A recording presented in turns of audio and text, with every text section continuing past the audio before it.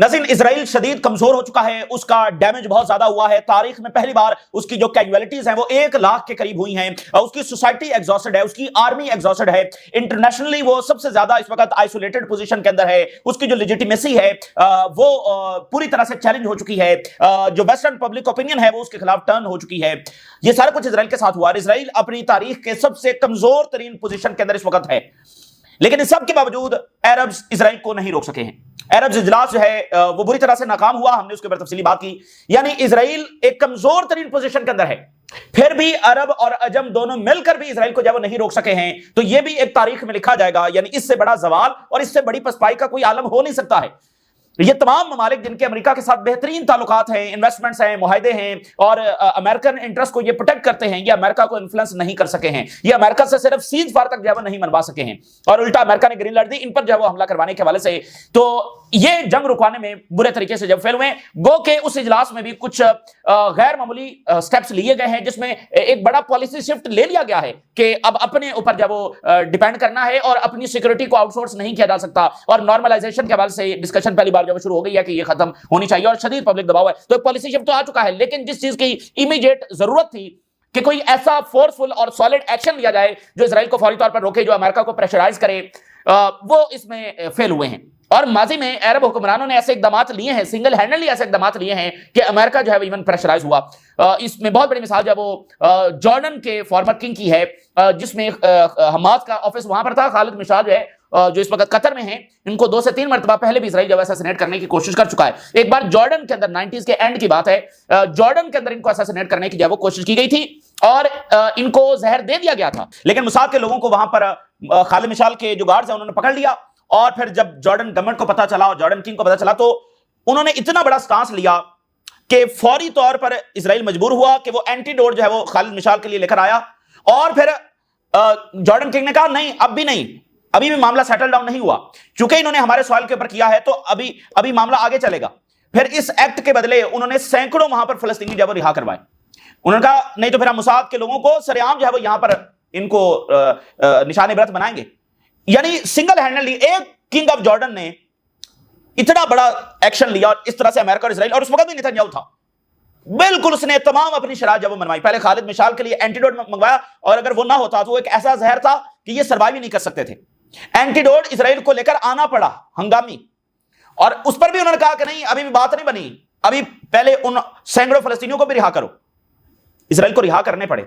तो ये है वो ताकत जो इनके पास एग्जिस्ट करती है। लेकिन ये खौफ, देखिए बुनियादी बात मैंने पहले आपको कर दी थी, सारी बात इस बात के ऊपर खड़ी हुई है कि चूंकि मोनार्कीज हैं और वो यरगमाल बन चुकी है अमेरिका के हाथ, तो इस खौफ में कि वो सारी चलती ही अमेरिका के ऊपर है डायरेक्टली और इनडायरेक्टली, ये मोनार्कीज जो है वो इसराइल के ऊपर चल रही है।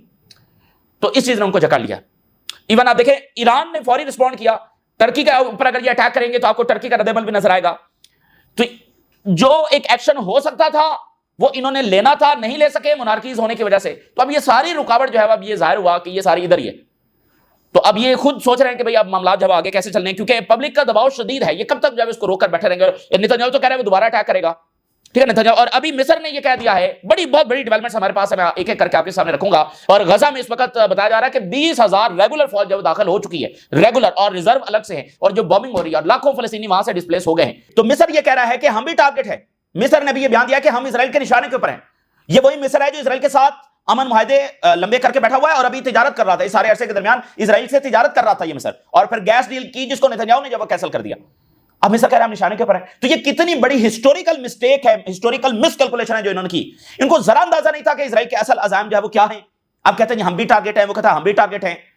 तो आगे आने वाला टाइम बड़ा खौफनाक है। देखिए कतर का जो मामला था वो तो एक अलग चैप्टर था ना जो ओपन हुआ।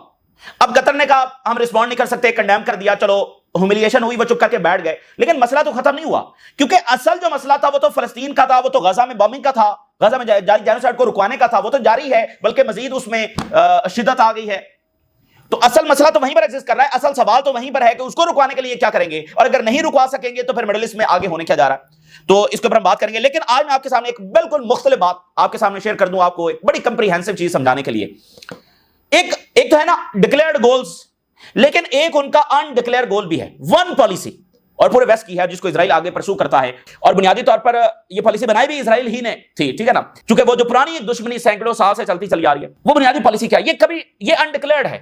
لیکن یہ سب سے اگر پرائم سب سے پرفاؤنڈ لیول کے اوپر اگر آپ جاتے ہیں تو بھائی اتنی جنگیں رکنے کا نام ہی نہیں لے رہی.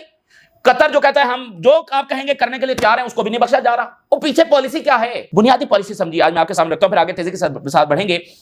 پالیسی یہ ہے پچھلی سینچری سے چلتی چلی آ رہی ہے, جب سے یہ پہلی عالمی جنگ ہوئی ہے, سلطنت عثمانیہ کولیپس کرتی ہے اور اوورآل جو مسلم ورلڈ ہے وہ زوال میں چلی گئی ہے.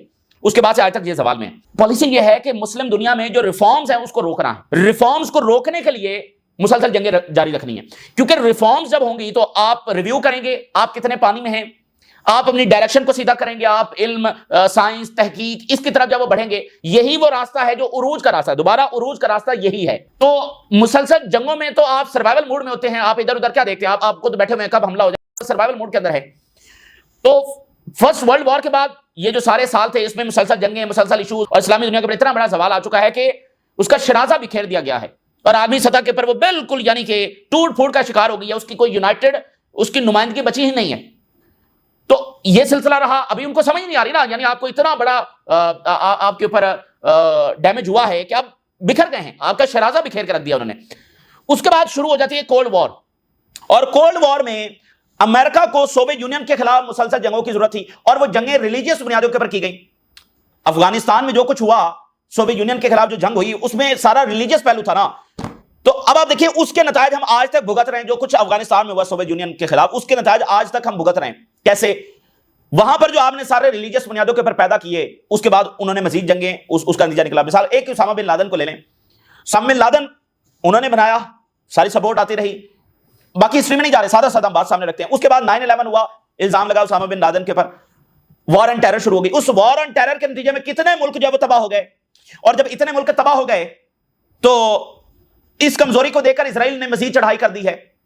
تو وہ جنگوں کے نتیجے میں جنگیں, اور ان جنگوں کے نتیجے میں مزید جنگیں, اور آج تک ہم جنگوں کے اندر ہیں.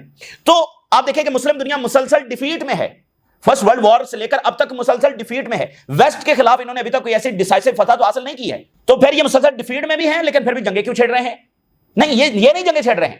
یہ بہت عرصہ پہلے اسلامی دنیا میں یہ پولیٹیکل لیڈرشپ میں عرب اور عجم دونوں میں یہ اتفاق ہو چکا ہے, یہ انڈرسٹینڈنگ ہو چکی ہے کہ ہم نے جنگوں کی طرف نہیں جانا ہے, ہم نے ریفارمز کرنی ہے. تو لیکن اسرائیل کو یہ قبول نہیں ہے کہ یہ ریفارمز کی طرف جائیں ایز اے ہول, کیونکہ جب یہ ریفارمز کی طرف جائیں گے اور یہ اپنے اصلی مقصد کو اور اپنی اصلی ڈگنیٹی کو اور اپنے اصلی مشن کو جب یہ پہچان جائیں گے تو ہماری دال کیسے گلے گی؟ یہ ہم تو ان کے جو یہ تو دوبارہ سے طاقت حاصل کر لیں گے نا.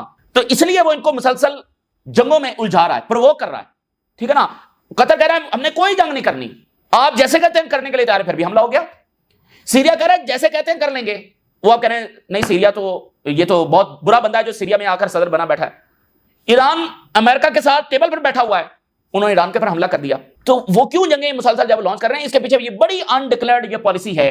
تو اس سے بھی اسلامی دنیا کیسے نمٹے گی, یہ بھی ساتھ ساتھ آپ کو بات یہ وہ پتہ ہونی چاہیے ایک بڑے تناظر کے اندر.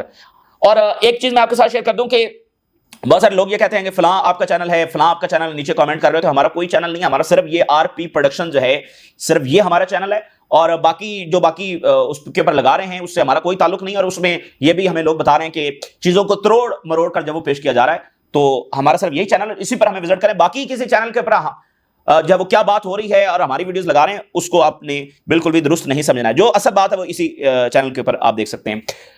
جب یہ ڈیسائیڈ کرنے کہ انہوں نے کرنا کیا, یمن نے پھر اٹیک کر دیا ہے, تل اویو کے اوپر اٹیک کیا گیا ہے, رمون ایئرپورٹ کے اوپر جب اٹیک کیا گیا ہے, اور سینسٹیو ٹارگٹس وہ کریں تل اویو میں ہم نے, اور ایلات کے اندر اٹیک کیا ہے, اور رمون ایئرپورٹ کے اوپر ہم نے دوبارہ اٹیک کیا. یہ یمن کہہ رہا ہے, اسرائیلی میڈیا کہہ رہا ہے کہ ساؤتھ میں اور رمون ایئرپورٹ میں اور باقی ایریاز کے اندر سائرنز سنے جا رہے ہیں, اسرائیلی میڈیا بتا رہا ہے. اور یروشلم کے اندر سائرنز یمنی میزائل کی وجہ سے سینٹرل ریجن میں following the detection of missile launch from Yemen, یعنی پورا اسرائیل ایک بار پھر سائرن سے جب وہ گونج رہا ہے پورا اسرائیل. اور اس کے ساتھ ایک بڑا واقعہ یہ ہوا ہے کہ یروشلم کے اندر سٹیبنگ اٹیک ہوا ہے, سٹیبنگ اٹیک ہوا ہے, اور وہاں پر ان کی کیجویلٹیز ہوئی ہیں. اس سے پہلے یروشلم میں ایک بڑا شوٹنگ اٹیک ہوا تھا 1-2 ہفتے قبل جو ہے, تو ادھر سے یمن نے اٹیک کیا اور ساتھ جو یروشلم میں اٹیک ہوا ہے. جو حزب اللہ ہے ان کا رسپانس سامنے آیا ہے, کسی صورت سرنڈر نہیں کریں گے. اور یہ لیبنیز گورنمنٹ یہ امریکہ اور اسرائیل کے مفادات میں کام کر رہی ہے یا لیبنان کے مفاد میں کام کر رہی ہے؟ اور امریکہ جو ہے وہ یہ چاہ رہا ہے کہ لیبنان طاقتور نہ ہو, اور surrender is not in our dictionary. یہ چھوڑ دیں, یہ تو ہماری ڈکشنری میں ہی نہیں ہے, پالیسی تو ہماری کیا ہوگی, یہ دو لفظ ہماری ڈکشنری میں ہے ہی نہیں. It is not true that Israel can implement its project in Lebanon and the region. اور یہ جو اسرائیل منصوبے بنا کر بیٹھا ہوا نا کہ یہ اپنا پورا پروجیکٹ جب وہ لیبنان اور ریجن پر امپلیمنٹ کرے گا تو یہ بھول جائے اس بات کو. تو یہ مڈل ایسٹ کی گورنمنٹ فیل ہو گئی ہیں. آپ کو اب دوسری طاقتیں جو ہیں وہ نظر آئیں گی جو اسرائیل کے ساتھ لڑیں گی, اور ابھی بھی وہی لڑ رہی تھی. ان کا تو ٹیسٹ تھا کہ یہ کیا کر سکتے ہیں, ان کے ہاتھ پہلے کچھ بھی نہیں ہے. اچھا, اب اس کے ساتھ اور جو بڑی ڈیولپمنٹس ہے کہ ایران کے جو ہائی آفیشلز ہیں, یعنی علی لرجانی آپ کہہ سکتے ہیں کہ کائنڈ آف, یعنی ایک ہے نا فارن منسٹر, علی لرجانی بھی ایک سویلین لیڈرشپ ہے, لیکن